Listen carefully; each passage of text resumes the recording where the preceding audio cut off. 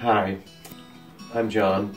Ron and I created this geography card game when we were homeschooling our daughter to get her ready for a very fine private school that she was accepted at.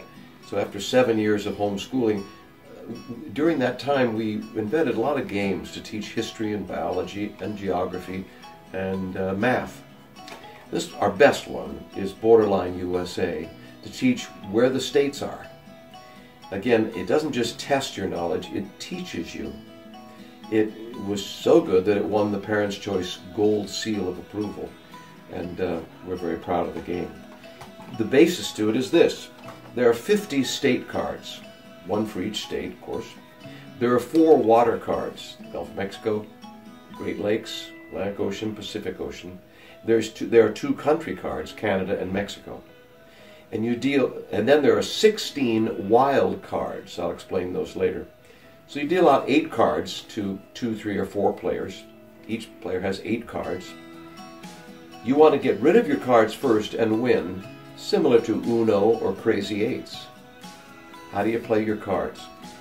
You can play any card which borders the previous card played. For example, if somebody plays Arizona, then you can play on Arizona, California.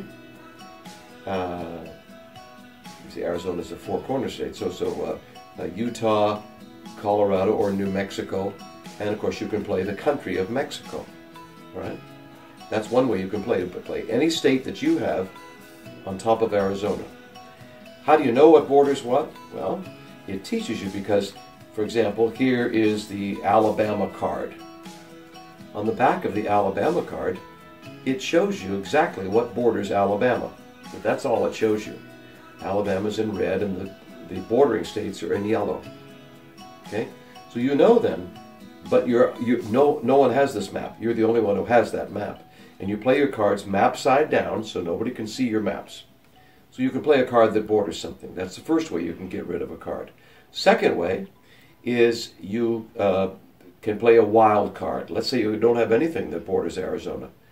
Play a wild card and name any state that is not in your hand. Okay? This would help you if you had lots of eastern states, let's say a lot of New England states.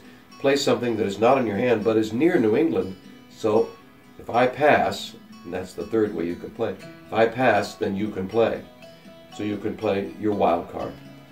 The fourth way you can play is by drawing from the deck if you get in trouble. Okay? You can draw 1 or 2 cards, so you don't go on forever, just 1 or 2, and then you could pass if you can't play those. And the last way you can play is by bluffing. In Borderline USA, you can play Maine on Arizona if nobody challenges it. That's what makes it so much fun, because you can bluff. Bluffing is a big part of Borderline USA. It's a great family game. You verbalize what you say. I'm playing Florida on Georgia. And then anybody can challenge it or not, because you might be bluffing. In that case, you wouldn't be bluffing. But it's a great game for learning where the states are, for the whole family. Enjoy Borderline USA.